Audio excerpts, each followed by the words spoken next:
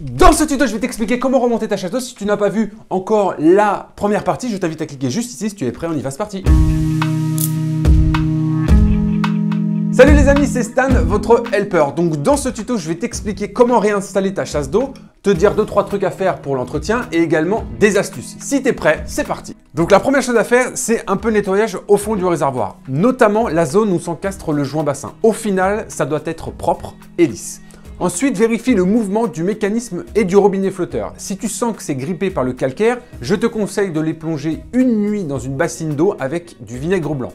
J'ai pas de dosage à te recommander, juste ne mets pas de vinaigre pur, ça déforme les plastiques. D'ailleurs, si tu as une idée de dosage ou une recette anti-calcaire, tu peux le partager dans les commentaires. Pour remettre le bassin, c'est très simple, centre-le, pousse-le et il est installé. Pour installer le mécanisme, attrape-le par la partie noire, place la grande tige bleue juste devant et couche cette partie sur le côté. Fais-le entrer en diagonale et redresse-le pour qu'il s'enfonce dans le bassin. Ensuite, 3 choses à faire. La première, gravite cette tige bleue à droite. Deuxième chose, verrouille le mécanisme dans son support en appuyant sur la pince et en l'enfonçant. Dernière chose, redresse cette partie. Au final, vérifie que les deux oreilles te font bien face. Bien, maintenant, on va installer le robinet flotteur. Tu vas voir, il s'installe en 3 gestes. Positionne ton flotteur comme ça, entre-le, redresse-le et pivote-le pour l'accrocher dans sa glissière. Termine en raccordant le flexible, enfonce d'abord la première partie puis visse l'écrou à la main. Pas besoin de serrer à la pince.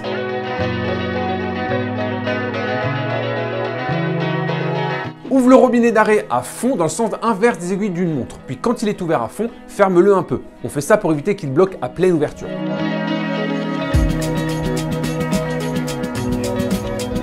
Pour installer le mécanisme de commande, il faudra enfiler ces 2 leviers dans les oreilles du mécanisme, ici et ici. Puis installer ces 2 pointeaux, ici et ici. Pour que tu puisses facilement l'installer, attrape-le comme ça en levant les 2 bras. Incline-le pour le faire passer dans les oreilles, puis redresse-le pour enfoncer les pointeaux. À la fin, appuie sur la tête pour verrouiller le tout.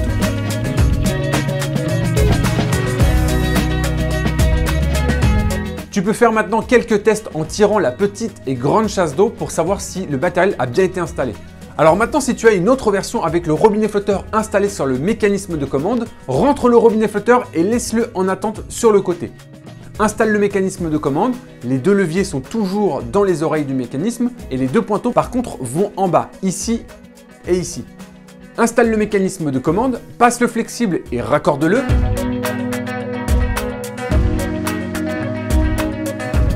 Accroche le flotteur et ouvre l'eau comme je t'ai expliqué précédemment. Bien maintenant, il reste 3 plaques à installer. La première, c'est celle-ci. Passe les 2 bras, positionne les ergots en bas et rabat la plaque pour venir la verrouiller. Maintenant, attrape la seconde plaque, place les pieds blancs vers l'intérieur et mets tes pouces dessus. Commence à la rentrer dans les trous, fais passer les bras puis plaque-la.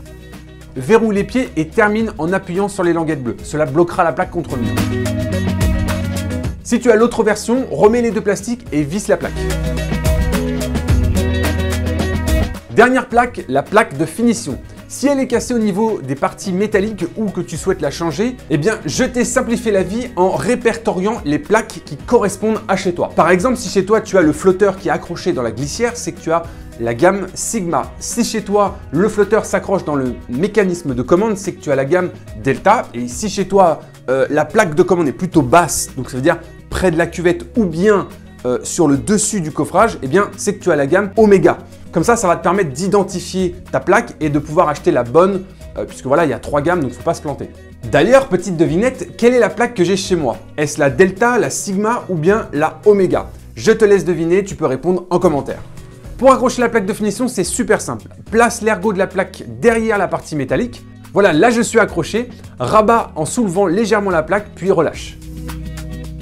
Voilà, ce tuto touche à sa fin, j'espère qu'il t'aura été utile. Si c'est le cas, n'oublie pas de mettre un pouce bleu et t'abonner à la chaîne. Cela nous sera vraiment très utile, ça aide vraiment. Également, si tu es dans la... On est bien d'accord que ça peut arriver. Eh bien, tu as notre service l'instant.fr. Je tenais à préciser dans cette vidéo que ce n'est pas que valable pour les chasses d'eau. On est également valable sur d'autres types d'interventions. La limite étant ta capacité à réaliser l'intervention. Donc on peut vraiment être large en termes d'intervention. Ballon d'eau chaude, des évacuations, essayer de… Voilà, quand vous avez des problèmes que vous ne comprenez pas ou que vous voulez du coup un vrai diagnostic d'un plombier ou bien d'un vrai accompagnement et une réparation, eh bien le helper en visioconférence pourra vous y aider. Donc je tenais à préciser ça dans cette vidéo, chose faite. Également, n'oublie pas de t'abonner à notre Instagram, l'instant.fr, on y poste plein d'actualités sur notre service. Et moi, je te dis à la prochaine en visioconférence. Ciao!